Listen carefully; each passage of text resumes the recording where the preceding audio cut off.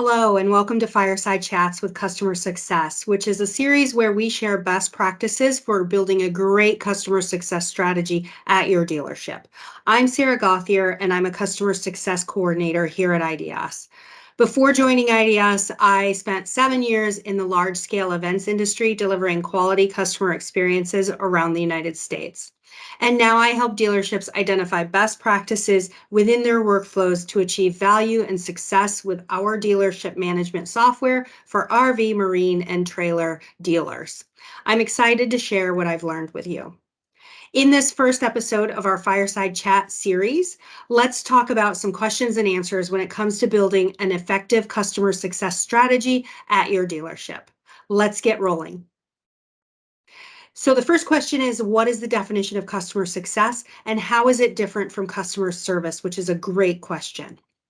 When you go to a dealership and you need something done on your unit or you're maybe buying a part, the person at the counter helps you and will give you a great customer service experience, right? At least that's what we hope. Make sure that you leave the dealership happy. But then for that customer representative, it's now on to the next customer and the next customer and the next customer. So throughout their day, they're doing short-term reactive responses to the customers that are coming into the dealership. But customer success is actually a little bit different. It's more about building a long-term relationship with your customer and figuring out what it is that they need before they even know that they need it. So it's about creating a positive customer experience and making sure your customer is achieving their goals. And that's the hallmark of customer success, which is customer experience plus customer outcomes equals customer success. And that's a great combination. So here's some real life examples of a customer success experience. So instead of waiting for your customer to reach out or come into the dealership, you are proactively looking at their visit history to see if there's anything that they might need that they haven't thought of yet, and you're reaching out to them. You could also regularly check in with your top 20 customers and see if there's anything that you can do. So proactive engagement is the key here, and it allows you to identify and solve problems before they're ever an issue. Don't forget about customer feedback. This gives you a better understanding of what your customer wants and needs from your products and services. But what does good and effective customer success even look like? And why is it important to understand the customer's why, which is their motivations, their needs, and their outcomes? Why are they coming into your dealership? So effective customer success helps move you from a standard customer experience to what I call the +1, which is above a white glove experience. You are becoming the customer's trusted advisor versus just someone out to make a dollar off of them or to meet a sales or service goal. So when you understand why a customer comes to you and what it is that they're looking for, you are anticipating their needs and you can provide even better service. So it's all about that communication and building a proactive relationship with them. And when you understand that customer's why, you definitely understand their motivations and their needs. You as a business owner can match those needs to your own business model. You can figure out the right products to carry, where improvements in your dealership can be made in that customer experience, and you can find ways to streamline your daily workflows. It's a win-win for everyone. How do we develop a long-term relationship with our customer, and how can we make that customer successful? Engagement is number one.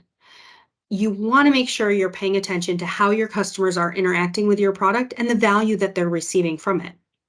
One way to do this is by reviewing your workflow processes from the customer's perspective as they move from department to department in your dealership. Another important aspect is regular communication with your customers. Set up proactive touch points and ask them for their feedback so that you can continuously improve your experience, their experience, and your products. And when you're talking with them, be sure that you're using active listening skills. Finally, it's important to set honest expectations with your customers and align those expectations amongst your departments so that there's no confusion or frustration for your team or your customers. No surprises along the way. Talk with your customers about their goals.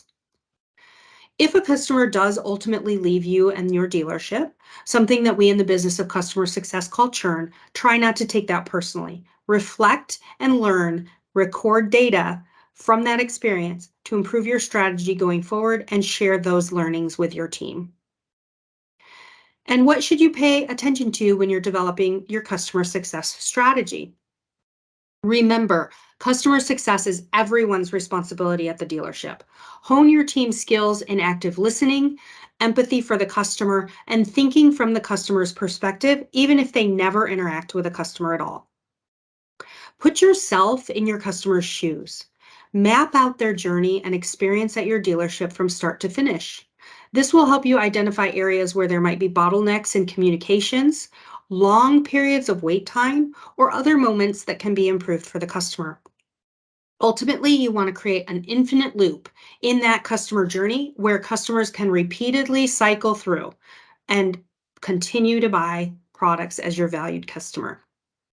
You also need to think about specific communication strategies so that you don't overwhelm your customer or communicate too much.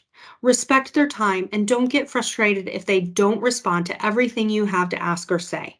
They may just be busy. So please be patient and understanding with your customer. Finally, don't take on too much at once when you're trying to build your customer success strategy, especially if you have limited resources. Find a few key things to focus on, and then you can build your strategy from there. Don't hesitate, though, to jump into customer success versus a customer service. The results of those efforts will have a tremendous impact on your business. Thank you so much for joining me today, and I hope you found this video helpful. Stay tuned for more game-changing strategies in the next episode of Fireside Chats with Customer Success.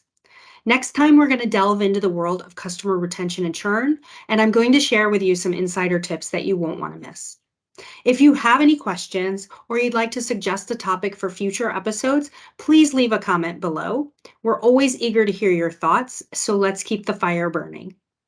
And don't forget to subscribe to our channel and click the notification bell so you never miss out on our content. Thanks for watching, and I'll see you in the next video.